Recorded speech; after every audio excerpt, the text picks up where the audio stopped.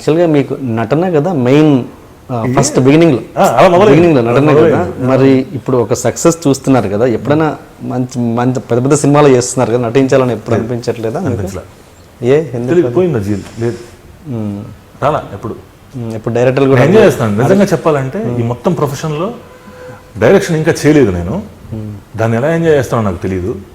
ఇప్పటిదాకా నేను చేసిన ఈ ప్రొఫెషన్లో రచయితగా చాలా తృప్తిగా ఉన్నాను. బాగుంది. దీనిలో తెలియని ఒక మజా, ఒక ఆనందం ఉంది. ఇదే ఎక్కువ ఇచ్చింది సంతోషం. డైరెక్టర్స్ కూడా ఎప్పుడు మిమ్మల్ని అడగట్లేదు యాక్టింగ్ చేయమని? ఇప్పుడు లేదండి. మీ డైరెక్టర్ సురేందర్ రెడ్డి గారు లేదు, ఎప్పుడు అసలు. ఓకే, ఎప్పుడు అలా. మీ తోటి రచయితలు సపోజ్ కోన వెంకట్ గారు కావచ్చు, గోపిమోహన్ గారు కావచ్చు, ఇంకెవరైనా మీ సహచరులు, వాళ్ళతో మీ రిలేషన్ ఎలా ఉంటుంది? బ్రహ్మాండంగా ఉంటుంది, అందరితో బాగుంటుంది. ఓకే, ఈగోస్ అలాంటివి ఏమి ఉండవు? దేనికి ఉండాలి, ఎవరి పని వాడాలి ఇక్కడ. ఓకే, ఎవరికి రెగ్యులర్గా కలుస్తుంటారు? రైటర్కి ప్రాబ్లం రాదు సార్, డైరెక్టర్స్కి వస్తుంది రాదు. ఎంత కాదనుకున్నా సెన్సిటివ్ ఉంటారు. ప్లస్ మ్యాక్సిమం రైటర్స్ ఇంట్రోవర్ట్స్ అండి. వాళ్ళు లోపల ఉండి వాళ్ళు పని చేసుకుని ఏదో చేసుకుని దానికి పేరు వచ్చేస్తే ఆనందపడిపోతాం. దానికి మెయిన్ దాని ప్రతిఫలం అన్ని రకాల మానిటరీ కావచ్చు, ఇంకోటి కావచ్చు, ఎవ్రీథింగ్ ఎక్స్పెక్ట్ చేస్తాం. అది తప్పలేదు. ఓకే, సో రైటర్ మధ్య అసలు క్లాష్ అనే దానికి ఛాన్స్ నాకు ఎక్కడ కనపడలా. ఎవరికాళ్ళు అంత హ్యాపీగా పని చేసుకుంటున్నాం, కలిసి కలుస్తుంటారా? రెగ్యులర్గా ఉంటాయి, రకరకాల గెట్ టుగెదర్స్ ఉంటాయి. ఎవరికి వెళ్ళినప్పుడు వాళ్ళు కలుస్తుంటాం అసలు. అంటే మిగతా రచయితల గురించి పక్కన పెట్టేస్తే మీ గురించి మాట్లాడుకుంటే, వకంత వంశీ గారు ఏ సినిమా తీసుకున్నా ఎక్కడి నుంచో, ఏ కొరియన్ నుంచో, ఏ ఇంగ్లీష్ సినిమా నుంచో DVD బయటకు రావాల్సిందే, అక్కడి నుంచి ఇన్స్పైర్ అయితే ఇస్తారు. అది ఎంతవరకు మీరు చెప్పమను? నా కిక్ ఏ సినిమా చెప్పమానండి. కిక్ సినిమాకి నేను రివ్యూలు చూసినప్పుడు కూడా బిగినింగ్లో ఒక రివ్యూ ఏదో అలా ఉంటే నవ్వుకున్నాను నేను. నాకు ఇవాళకి ఆ పోలిక ఎలా అనేది చెప్పమని అడుగుతాను నేను. అది జెంటిల్మెన్ సినిమా అంటారు. ఇప్పుడు నాకు వచ్చిన కంప్లైంట్స్ చెప్తాను. జెంటిల్మెన్ సినిమా కిక్ అనేది అంటారు. ఆలోచనలు అసలు ఎలా అంటే దొంగతనం చేస్తాడు కాబట్టా, అది కాదా కథ. ఓకే, కిక్ అనే కథ ఒక పర్సనల్ ట్రావెల్ కథ. తనగానం ఎక్కడ దొరుకుతుందో తెలియకుండా తిరుగుతూ వెళ్ళిపోయి, ఓహో ఒకళ్ళకి కావాల్సింది ఏదో చేసేస్తే, ఒకళ్ళకి మంచి చేస్తే, ఆ మంచి వల్ల ఆ మనుషులకు ఆనందం కలిగితే, ఆ ఆనందంలో నాకు కావాల్సిన కిక్కు దొరుకుతుంది అని ఆలోచించుకున్న స్వార్థపరుడి కథ అది. ఈ కథ జెంటిల్మెన్ కాదు. జెంటిల్మెన్ అనే సినిమా మీరు చూసారు, రెండు మన ముందు ఉన్నాయి. పక్కన అనేస్తారు సింపుల్గా. ఏంటంటే ఆ టైంలో ధూమ్ వచ్చింది కాబట్టి ధూమ్ అనేసారు. జెంటిల్మెన్ ధూమ్ చెప్పండి అంట నేను. ధూమ్ కథ వేరు. జెంటిల్మెన్ ఒక కాజ్ తోటి ఉన్న కథ. వాళ్ళకేదో చెయ్యాలి, ఒక సొసైటీలో జరుగుతున్న ఒక అన్యాయం మీద ఎలుగెత్తిన సినిమా జెంటిల్మెన్ అనేది. ఒక స్నేహితుడు వాడు మనం డాక్టర్ అవ్వాలనుకున్నవాడు ప్రాణం పోగొట్టుకుంటే,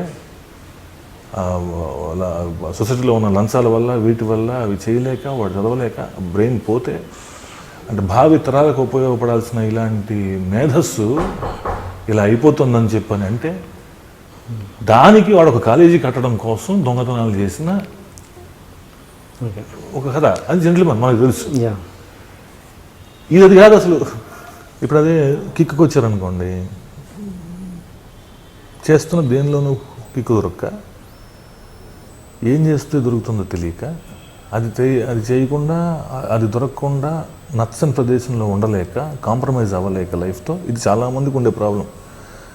దానికి సినిమాటిక్ ఎగ్జాజరేషన్ కిక్ అనేది. అలా వెళ్తున్న వాడికి అనుకోకుండా చేసిన ఒక పని వల్ల, తనకు ఒకప్పుడు పరిచయం ఉన్న ఒక పాప అనుకోకుండా చేసిన ఒక పని వల్ల, ఆ పాప నవ్వులో కనిపించిన అక్కడ వాడికి నేలగా తను వెతుకుతున్నది ఏదో దొరికి, అది పదే పదే కోరుకుని ఇవన్నీ చేస్తే అది దొరుకుతుందో నాకు, అయితే చేసేస్తాను అనుకున్నవాడి కథ.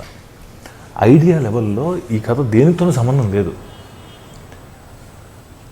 దానికి అంతమందికి చేయడానికి నేను దొంగతనాలు వాడుకున్నా. నేను దొంగం చేద్దాం, అదేమైంది తెలియకుండా ఇలాంటి పోలికలు చెప్పడానికి కారణం ఏంటుంది. అసలు విషయం అది కాదు. ఆ సినిమా దేనికి పోలిక కాదు. ఊసరవెల్లి అనే సినిమాకి సంబంధించి ఉంది పోలిక. ఊసరవెల్లి అనే కథ రాసినప్పుడు ఒక అమ్మాయి తన కష్టాన్ని ఒకడికి అప్పగించి అది మర్చిపోతే, అమ్మాయి మర్చిపోయింది, వాడు గుర్తుపెట్టుకున్నాడు, దీని మీద కథ చేయాలనుకున్నాడు.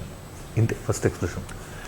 ఇమ్మీడియట్గా పేరు లేను కానీ దానికి సంబంధించి ఈ సినిమా రెఫరెన్స్ని చూపించిన వాళ్ళు వెంజిన్స్ అనే ఒక కొరియన్ ఫిలిం అది చూపించారు. ఫస్ట్ అసలు అది చూపించి అందులోంచి ఏది వాడుకోకలేదు. నాకు ఎలాంటి అహంకారం అంటే అప్పుడు మనం కూడా అలా ఆలోచించామా, ఓకే దాన్ని అలా చేయక్కర్లేదు, ఇంకోలా చేసుకుంటూ వెళ్దాం. షార్ట్ల కంపారిజన్ ఇంకోటి కంపారిజన్ నేను మాట్లాడట్లేదు, కథా వస్తువు పరంగా మాట్లాడుతున్నాను. కథా వస్తువు పరంగా మొదట క్రియేట్ అయిన ఆలోచన ఇది. ఒక అమ్మాయి తన కష్టాన్ని ఒకడికి అప్పగించి, తన పగని ఒకడికి అప్పగించి మర్చిపోతే అనే ఆలోచనే నన్ను ఎగ్జైట్ చేసిన ఆలోచన. ఇది వీడు గుర్తుపెట్టుకున్నాడు, అమ్మాయి మర్చిపోయింది. దీనికి నేను తెలియకుండా ఏది కూడా గాల్లో పుట్టదు సార్. నేను అది నమ్ముతా, మా నాన్న నాకు అది నేర్పాడు. మనము ఇది క్రియేట్ చేసాము అనేదాన్ని నమ్మద్దు అసలు. ఎక్కడో ఎప్పుడో ఎవడో ఆలోచిస్తే ఆ ఆలోచన ఏదో ఇట్లా తిరుగుతూ ఏదో చెప్తారు, దానికి ఒక సైంటిఫిక్ థియరీ అంటాడు మా నాన్న. కరెక్ట్గా వేవ్లెంత్లో మైండ్ క్యాచ్ చేసినప్పుడు అది ఇంకొకటి ఎవరి ఆలోచన కూడా ఉండొచ్చు అని. నాకు అది ఆ సినిమా అనుకున్నప్పుడు నాకు గుర్తొచ్చిన సినిమా ఏంటి తెలుసా అండి? కమల్ హాసన్ శ్రీదేవి సినిమా వసంత కోకిల. ఆ అమ్మాయి ఒక స్టేజ్ ఆఫ్ మెమరీలో ఉన్నప్పుడు అంతా కమల్ హాసన్ పక్కన తనను అంతలా చూసుకున్నాడు. ఆ అమ్మాయి మర్చిపోయింది.